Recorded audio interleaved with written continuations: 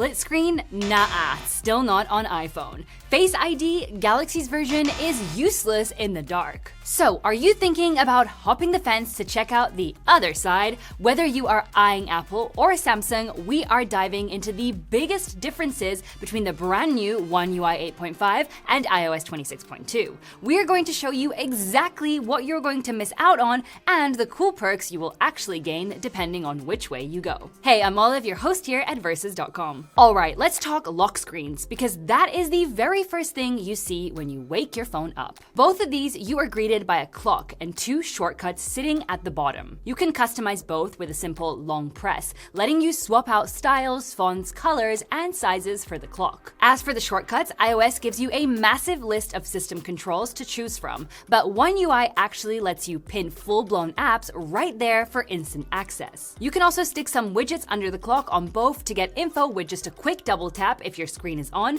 or at a glance if you're using the always on display. When it comes to actually getting into your phone, the Galaxy uses an under-display fingerprint scanner, while the iPhone sticks with the old reliable Face ID. Samsung does have a face recognition option, but it is basically just using the selfie camera to check if it's you. On the other hand, Face ID uses infrared and depth sensors to map your face, meaning it works like a charm even in the darkest of the back rooms, whereas the Galaxy's version is pretty much blind in the dark. Okay, now that we're in, let's dive into personalization first. On both One UI and iOS, you can move your icons wherever you want and toss in widgets, which is a feature Apple users first got to see on iOS 14. You can also tweak your icon colors to match your wallpaper or pick a custom vibe. However, on One UI, some icons just won't change because some small indie developers like Adobe were too lazy to make them dynamic. On iOS, every single icon takes on the color you pick due to Apple's stricter guidelines. But One UI fights back by letting you use your wallpaper colors for system-wide accents, while the iPhone tinting is strictly for your icons. On top of this, Samsung lets you select different grid layouts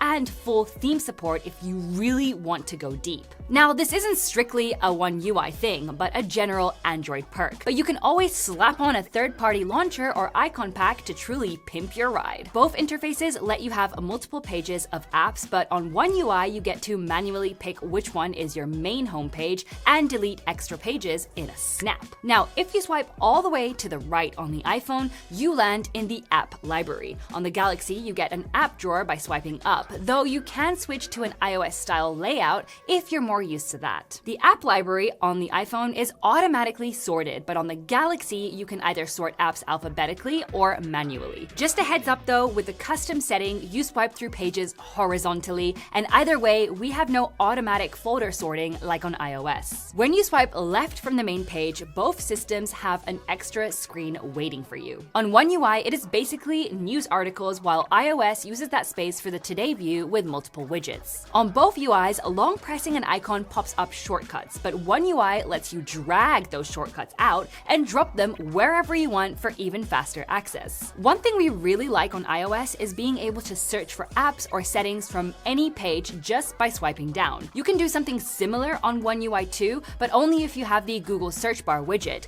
and this sticks to a single page. If you don't want Google's widget, you have to swipe up to the drawer and then tap search, which is just an extra step nobody wants. Moving on to quick settings. You can get to them by swiping down from the right side of the screen on both UIs. Swiping down from the left brings up your notifications instead. This has been the standard for One UI since version 7, but if you're not a fan, you can head into the panel settings and swipe it back so both sections hang together again. Now, iOS already lets you resize and move your controls around, but this is a brand new feature for One UI 8.5. You can now handle every single control individually. So whether you want a clean Zen garden look or a chaotic evil layout, both systems have you covered. However, the iPhone still has a bit of an edge here because it lets you create multiple pages if you run out of room or just want to keep things organized. On One UI 8.5, you just get one big expandable area where everything is bunched together. At the end of the day, both have a solid list of controls, though iOS is still a little bit longer. Honestly, we would still love to see more third-party developers jump in and offer even more toggle options for both of these. When it comes to the notifications panel, honestly, One UI just blows iOS out of the water. Notifications on Android are way more customizable, and they stay always always present and super easy to find even if you have already peeked at them. On the other hand, iOS 26.2 tends to hide them away, so if you aren't paying close attention, you might miss something important. Plus, here is a pro tip that not many people know. One UI 8.5 has a built-in notification history, so if you accidentally swipe away something important, you can just go back and find it. On the flip side, the iPhone fights back with notification summaries powered by Apple Intelligence, which is perfect if you get bombarded with pings all day. And speaking of AI, let's take a quick look at some of these futuristic features on both of these user interfaces. You can find a full breakdown of every AI feature in the Tips app on both phones. Honestly, one of the most useful things for us is Writing Assist on One UI or writing tools on iOS. They both pretty much do the same job, which is helping you proofread,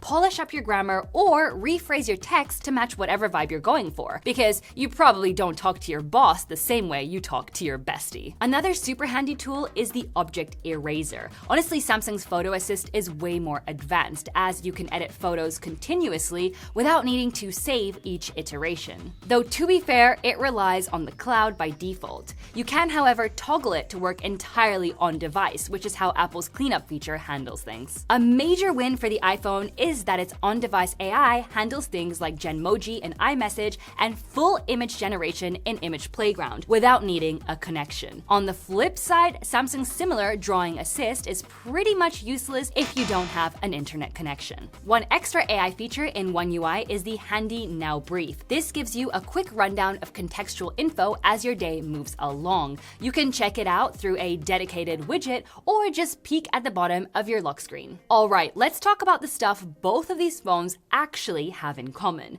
And since we were just on the topic of AI, you can, for example, pull off AI-assisted searches on both phones using your camera, your voice, or even whatever is currently on your screen. Another similarity is that the search bars and menus in apps have moved down to these floating pills at the bottom. You will see it everywhere, from the settings to the clock and gallery apps. Both systems also support minimized actions at the top of the display for things like music or active timers. On One UI, it shows up as a little pill on the left side, while on iOS, it lives inside the dynamic island. If you want to cycle through multiple active tasks, you have to tap the pill first on the Galaxy, but on the iPhone, you can just swipe left or right to flip through them. Finally, in this era of absolutely massive phones, it is a lifesaver that both systems offer a one-handed mode. Just a quick swipe down on the navigation bar and the whole screen shrinks down. Now, there are some goodies you will only find on one side of the fence. On One UI 8.5, you have got the legendary S Pen support for drawing, taking notes, or just navigating like a pro. You also have the edge panels for quick-fire access to your favorite apps, plus actual split-screen multitasking and app pairs. And honestly, being able to close all your open apps with a single tap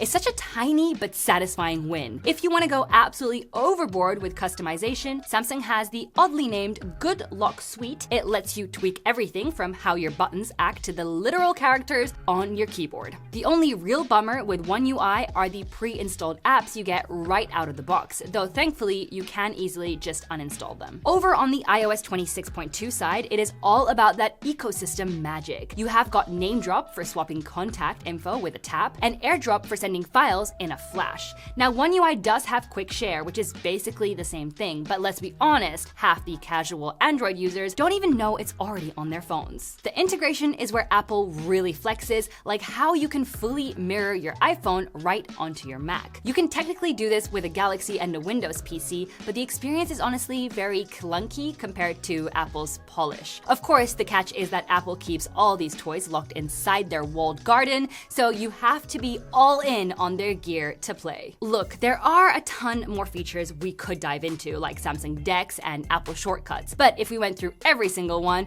this video would be over an hour long. These are just the main differences you will likely see every day or need to get used to if you decide to jump ship. But which one actually takes the crown? Well, it really comes down to what you value. One UI 8.5 gives you absolute truckloads of customization right out of the box, and that is before you even touch those good lock modules. However, iOS 26.2 just feels a bit more polished and smooth when it comes to the the animations and quality of apps, especially now that Apple has squashed the bugs from the initial iOS 26 launch. Beyond just the look and feel, the iPhone still has the upper hand with professional app compatibility. If you rely on specific pro software, you might want to double check if they even exist on the other side, or at least be ready to hunt for some alternatives if you make the switch to Samsung. But we want to hear from you. Have you spent time with either of these, or maybe you've used both? Drop a comment below and let's talk about it. Oh, and if you have some secret tips and tricks, please share your knowledge with us. And before you go check for software updates, don't forget to give us a big thumbs up if you enjoyed the video and hit subscribe, as we're always testing new devices to help you make the best choice. We'll see you in our next video, and until then, take care.